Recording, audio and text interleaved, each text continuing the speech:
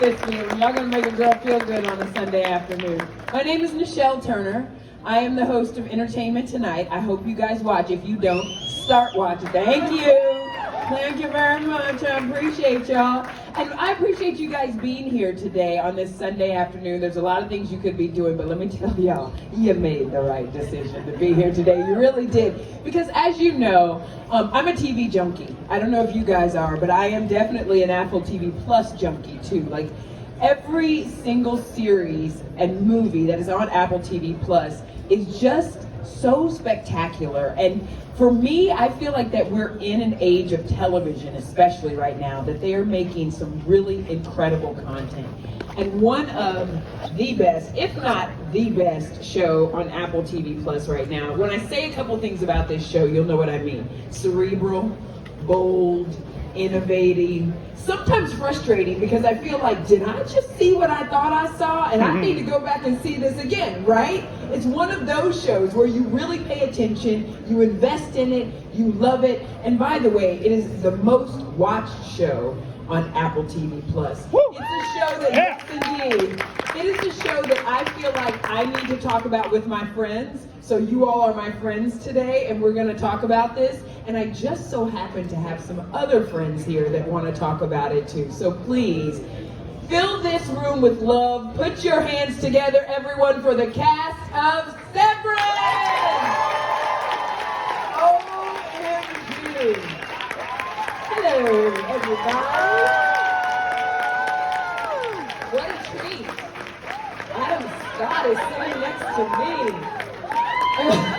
Patricia Arquette brought snacks. I love this so much. How are you guys? Great, how are you? Thanks for coming, everybody. I know, look at this crowd. This is a good crowd, huh guys? Very good crowd. Yes, indeed. They are here in the flesh. They are not severed. Everybody is here.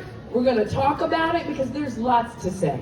There's a, you know, when I was talking about this series and kind of introducing you all, I was using some words like cerebral and bold and all of those things, and it's true. And I wonder, Adam, just when you get the scripts for this show and you're reading them, are you doing what we're doing and saying, are we really doing this? Can we do this? Like, this is bananas.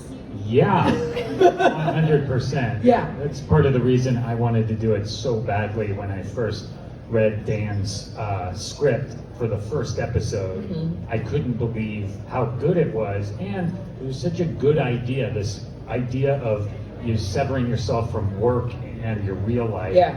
I couldn't believe it hadn't been done before. It was such a simple, great idea, and I knew that if I was able to do it, then I knew that I had been kind of heading towards a role like this my entire career. I mean, we've had 2 seasons of delicious madness of this show, and it just keeps getting better and better. But I want to know, Patricia, from you, what was your reaction to that massive final episode that just took us here and hit right back and forth and in and out and all the way around? What was your reaction to that? Well, some of it I knew about, even from the beginning, when we had first had conversations about some of it. But to be in that place, we shot it in Newfoundland, where there was actual, like a giant glacier floating by, and it's a very surreal place. You can go to the restaurant and get a bowl of fried cod's tongues.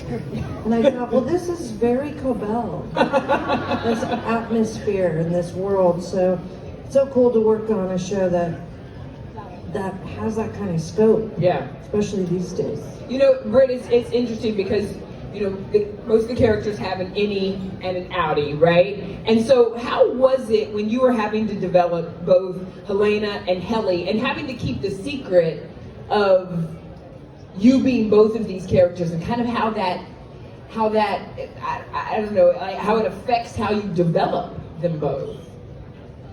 Well, I had the privilege of walking around in Helly's shoes in season 1 in those hallways, and then the great gift, the 5D chess game that Dan wrote for me in season 2, to get to be Helena wearing Helly's shoes, right, walking around those hallways, and it was amazing to have a front row seat to see what it's like to be two parts of the same person who are in complete odds with each other. Yes, honestly. And you do it brilliantly. You really do. Everybody, right? Clap for Britt Lauer, for sure.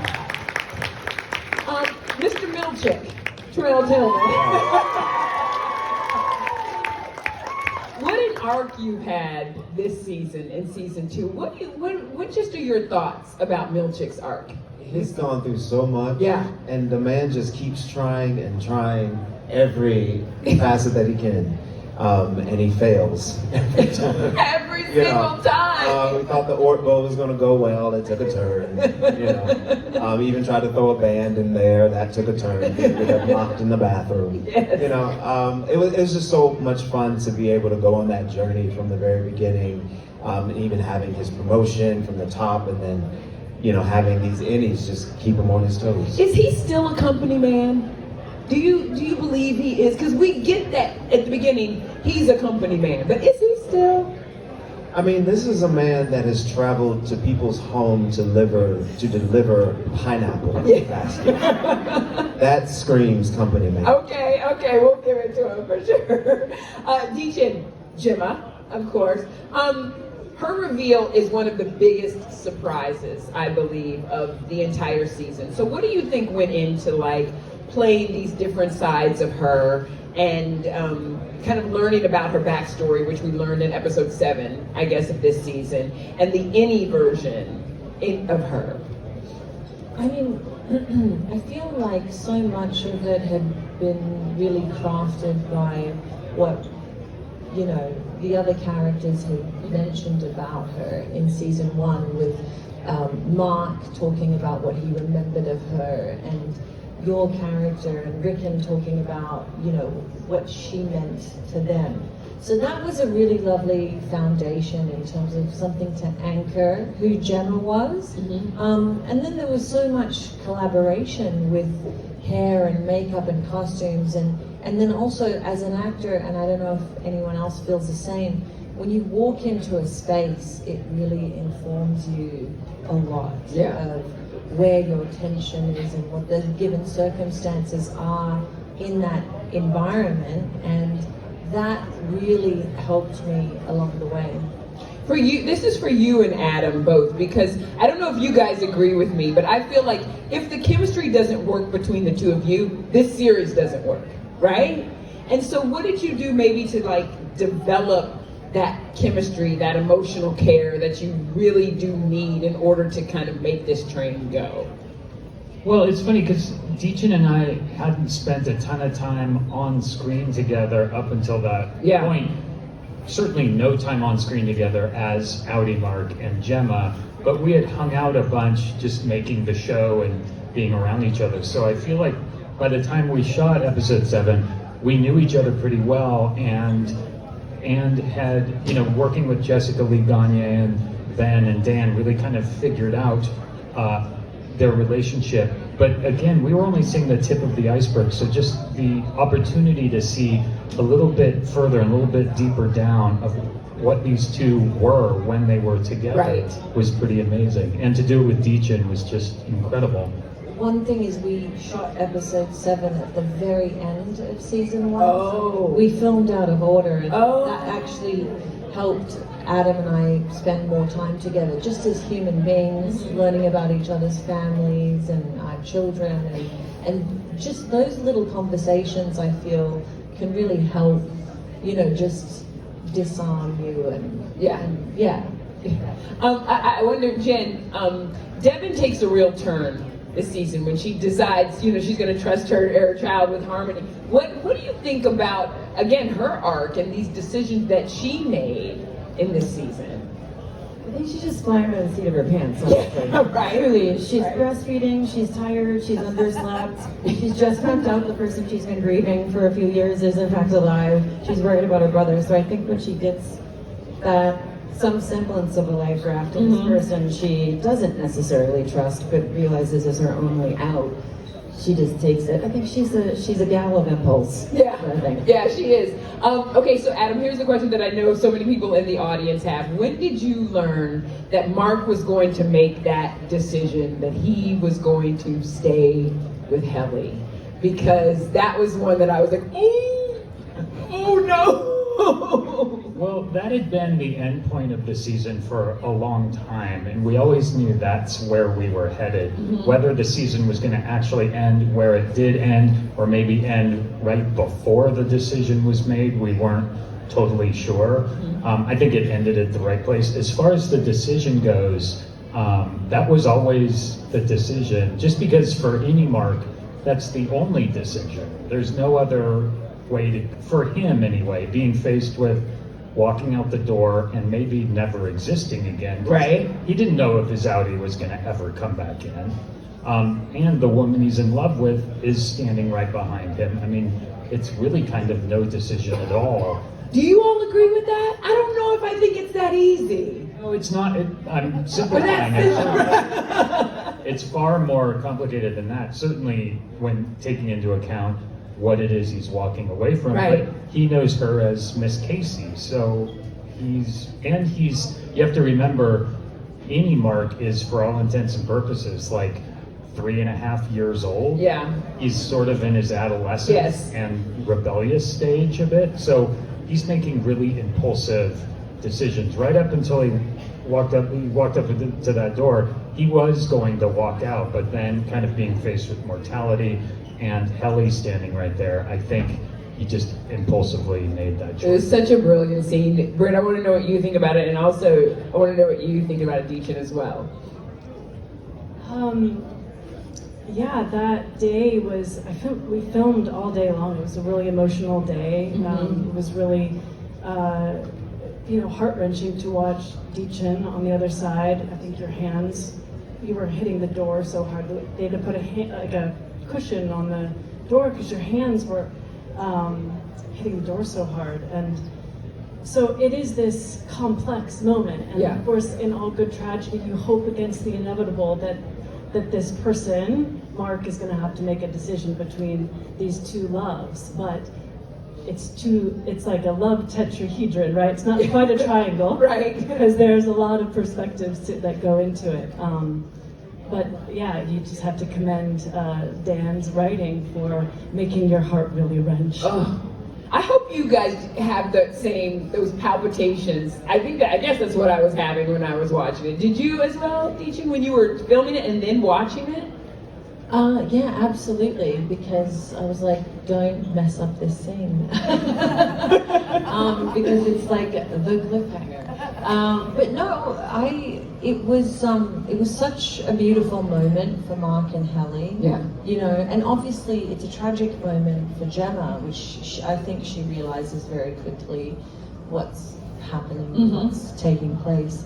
But I think just the commitment that everyone put into the work, as we do in every single scene on this show, you guys have no idea the level of commitment, the crew in every single department, and the cast and the directors put into every scene. It's like, I don't know what the right way to describe it is. It's like, it's not just like getting fast food or like fast TV, like the craftsmanship and the level of effort that goes into every moment and frame of this show is like nothing I've ever experienced. Yeah, you all are nodding your head. You all feel the same way. Patricia, what was your favorite episode? I know that's kind of like a Sophie's Choice question, but your favorite episode of season 2? Well, I mean, that ending was just mind-boggling. And I'm like, well, hold on.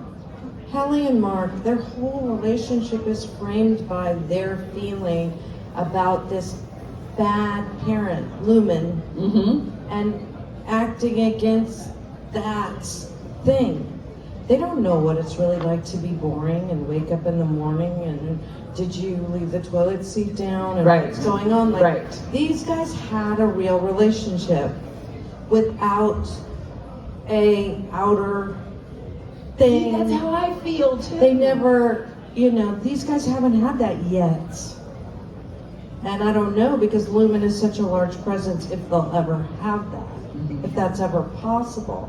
You know, are you gonna wake up in her mansion? What's gonna happen? You know, her weird dad down in the kitchen, sit there with a plate of eggs. I don't know if that's gonna be so cheery after a while, but new love is very exciting. Yes.